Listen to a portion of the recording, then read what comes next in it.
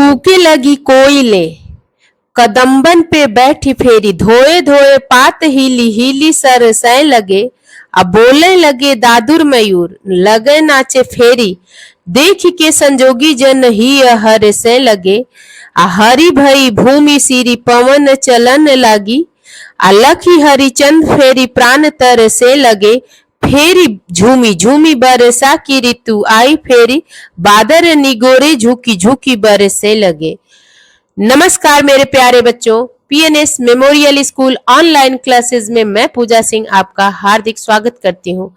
हम लोग class 9th के अध्याय 4 जो हिंदी काव्य का है, भारतेंदु हरिश्चंद्र जी का प्रेम माधुरी से लिया गया है, उसकी कुछ पंक्तियां देखेंगे, उसका अर्थ और संदर्भ प्रसंग व्याख्या।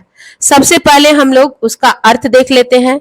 कूके लगी कोयले कदम्बन पे बैठ पे, यहाँ पे ना जो ये प्रेम माधुरी से लिया गया भारतेंदु हरिश्चंद्र की रचना है, इसमें इन्होंने वर्षा ऋतु के आगमन पर दृष्टिगोचर होने वाले विविध प्राकृतिक दृश्यों का वर्णन किया है कि वर्षा ऋतु आने पर कोयले कैसे बोलने लगती हैं फिर से कदम के पेड़ पर बैठकर। तो सबसे पहले आप लोग शब्द अर्थ हेडिंग डाल लीजिए और लिखिए कूके लगी। कूके लगी मतलब कूकने लगी, पात मतलब पत्ते, सरसै लगे मतलब सरसै लगे, सरसै लगे मतलब सुशोभित होने लगे। और दादुर, दादुर मतलब क्या होता है? मेढक। मयूर मोर, मयूर जो है मोर। और संजोगी जन क्या होता है? संजोगी जन जो है जो अपने प्रिय के साथ रहने वाले लोग होते हैं, संजोगी जन। हर्षे मतलब हर्षित होना, ठीक है। सिरी मतलब होता है आपका कि सिरी मतलब होता है शीतल। सिरी मतलब क्या होता है? शीतल। सिरी मतलब शीतल। हरिचंद, एक तो कवि हरिश्चंद्र कह रहे हैं और दूसरा अर्थ है श्री कृष्ण भगवान। हरिश्चंद्र मतलब कवि हरिश्चंद्र की बात हो रही है और श्री कृष्ण भगवान की, ठीक है। और निगोरे, निगोरे जो है, निगोरे शब्द आपका यहाँ पे है निगोरे। निगोरे मतलब होता है ना कि निगोड़े जो बोलते हैं, ब्रज की एक गाली है जिसका अर्थ विकलांग होता है। निगोरे मतलब क्या होता है? ये ब्रज की एक गाली है जिसका अर्थ विकलांग होता है। अब यहाँ पे हम लोग देख लेते हैं कि क्या कह रहे हैं भारतेंदु हरिश्चंद्र, ठीक है। कूके लगी कोयले कदम्बन पे बैठ फिर, वर्षा ऋतु के आने पर क्या क्या दृश्य दिखाई देता है वही बोल रहे हैं कि कोयले कूकने लगी, बोलने लगी। कब? कदम के वृक्ष पर बैठकर। जब वर्षा ऋतु आती है तो कोयले बोलती है ना, तो वही है, धोए धोए पात हीली हीली सरसे लगे।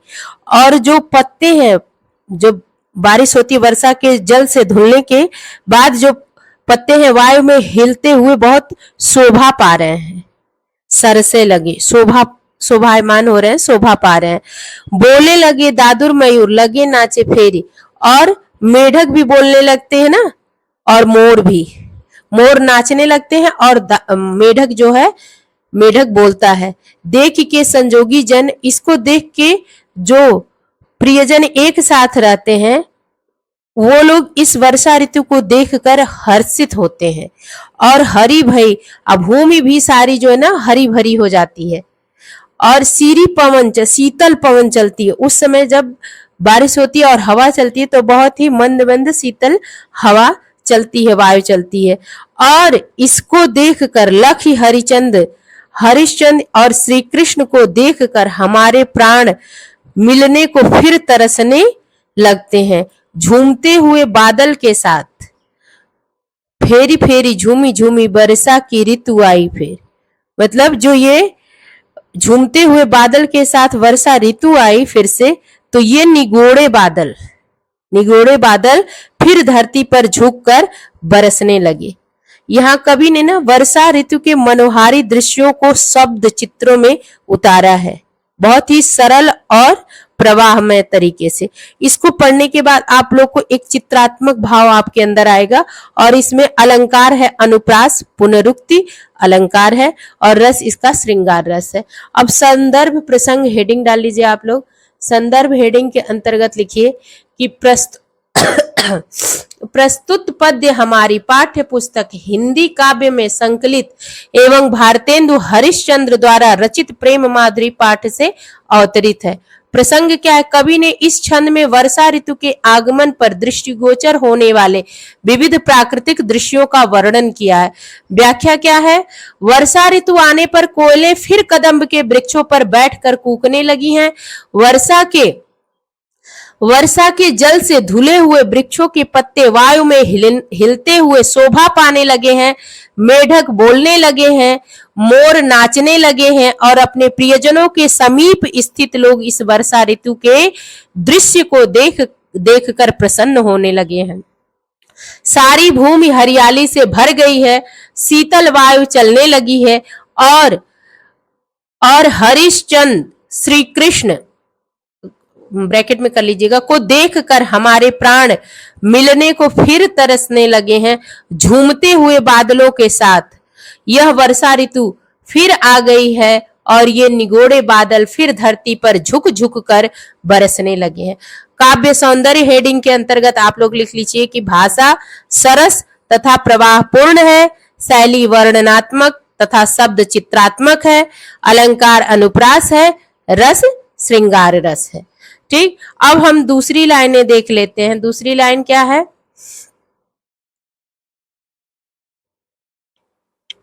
जिय पैजू होई अधिकार तो विचार कीजे, लोक लाज भलो बुरो भले निर्धारिये, नैन श्रवण कर पग सबे पर बस भय, उतय चली जात इन्हें कैसे के संहारिये, हरिचंद भई सब भांति सो पराई हम, इन्हें ज्ञान कही कहो कैसे के निवारिये, मन में रहे जो ताहि दीजिए बिसारी मन, आपे बसे जामे ताहि कैसे के बिसारिये। बच्चों, यहाँ सबसे बड़ी बात है कि प्रेम माधुरी में भारतेंदु जी क्या कहना चाहते हैं कि जब भगवान श्री कृष्ण के मथुरा चले जाने पर उनके वियोग में गोपिकाएं अत्यंत दुखी हैं और मथुरा जाते समय श्री कृष्ण ने गोपिकाओं से वादा किया था कि परसों आ जाएंगे। परसों की जगह बरसों बीत गए, लेकिन श्री कृष्ण भगवान वापस नहीं आए। उद्धव जो है गोपिकाओं को निर्गुण ब्रह्म की उपासना का संदेश उनको समझाने के लिए आते हैं, लेकिन गोपिकाएं कहती कि हम लोगों का मन पूरी तरह श्री कृष्ण में लीन है, अतः भगवान श्री कृष्ण से अलग नहीं हो सकते। यहाँ पे यही समझा रही हैं गोपियां, किसको? उद्धव जी को। इसमें आप लोग को भारतेंदु हरिश्चंद्र की प्रेम माधुरी में इस पंक्ति में गोपियों के वियोग की बात किए हैं भारतेंदु हरिश्चंद्र। अब हम लोग सबसे पहले शब्द अर्थ देख लेते हैं। निर्धारिये, निर्धारिये मतलब निर्धारित कीजिए, निश्चित कीजिए। लिख लीजिए आप लोग कि निर्धारिये मतलब निर्धारित कीजिए, निश्चित कीजिए। और जीय का लिख लीजिए हृदय। स्रोत क्या है? स्रोत मतलब कान से जो सुनाई देता है ना, उते उधर कृष्ण की ओर। अब परबस लिख लीजिए। और निसारिये मतलब रोकिए, निसारिये मतलब रोकिए। और ताहि उसे अब बिसारिये भूलिए, बिसारिये मतलब भूलना। ठीक है, इसमें क्या कहना चाह रहे गोपियां जो हैं उद्धव के समीप, उद्धव जी आते हैं समझाने ना गोपियों को, तो अपनी कृष्ण प्रेम जनित विवशता का वर्णन कर रही हैं। किसका वर्णन कर रही हैं? प्रेम जनित विवशता का वर्णन कर रही हैं। गोपियां कहती हैं कि हे उद्धव, यदि हमारा अपने मन पर अधिकार हो तभी तो हम लोक लज्जा तथा अच्छे बुरे आदि का निर्धारण कर सकती हैं। जिय पे जो होई अधिकार मतलब हमारा अपने मन पर अधिकार ही नहीं है, तो हम कहां से लोक लाज, भलो बुरो, इस सब का निर्धारण कर सकते हैं कि क्या अच्छा है क्या बुरा है। पर हमारे नेत्र, कान, हाथ पैर सभी किसके बस में हो गए हैं? सब कुछ कृष्ण के बस में है। ऊते चली जात, और हम तो सब प्रकार से परवश मतलब श्री कृष्ण के बस में है। ये तो बार बार कृष्ण की ओर ही आकर्षित होते हैं, तो हम अच्छा बुरा, अच्छे बुरे का निर्धारण कैसे करेंगे? यहाँ पर ज्ञान का उपदेश देकर आप, जो ये उद्धव जी आए हुए हैं, उनको बता रहे हैं कि आप ज्ञान का उपदेश देकर कृष्ण से विमुख कैसे कर पाएंगे। जो गोपियां कहती है, जो मन में रहे तो ताही दीजिए विसारी मन। अगर वो मन में बसे हो तो उन्हें भुलाया भी जा सकता है, किंतु स्वयं मन जिसमें बसा हो उसे कैसे भुलाया जा सकता है। यही कह रही हैं गोपियां उद्धव जी से। अब आप लोग संदर्भ प्रसंग हेडिंग डाल लीजिए और लिखिए कि प्रस्तुत पद्य हमारी पाठ्य पुस्तक हिंदी काव्य में संकलित एवं भारतेंदु हरिश्चंद्र द्वारा रचित प्रेम माधुरी पाठ से अवतरित है। प्रसंग क्या है? गोपियां उद्धव के सम्मुख अपनी कृष्ण प्रेम जनित विवेकता का वर्णन कर रही हैं। व्याख्या हेडिंग के अंतर्गत आप लोग लिखिए कि गोपियां कहती हैं कि हे उद्धव, यदि हमारा अपने मन पर अधिकार हो तभी तो हम लोक लज्जा तथा अच्छे बुरे का निर्धारण कर सकती हैं, पर हमारे नेत्र, कान, हाथ पैर सभी तो परवश हो चुके हैं। ये तो बार बार कृष्ण की ओर आकर्षित होते चले जाते हैं। हम तो सब प्रकार से परवश हो चुकी हैं। अब हमें ज्ञान का उपदेश देकर आप कृष्ण से विमुख कैसे कर पाएंगे? अरे, जो मन में बसा हो उसे तो भुलाया भी जा सकता है, किंतु स्वयं मन जिसमें बसा हुआ हो उसे कैसे भुलाया जा सकता है। काव्य सौंदर्य हेडिंग के अंतर्गत आप लोग लिख लीजिए कि भाषा भावानुरूप है। ये भाव से आप लोग पढ़ेंगे तो इसका अर्थ समझ में आएगा। शैली है भावुकता से सिंचित, अलंकार अनुप्रास, छंद कवित्व है। ठीक है, अब हम लोग नेक्स्ट वीडियो में मिलेंगे इसकी अगली पंक्तियों के साथ। धन्यवाद। और आप लोग पीएनएस मेमोरियल स्कूल 2006 चैनल को लाइक शेयर सब्सक्राइब करें। धन्यवाद।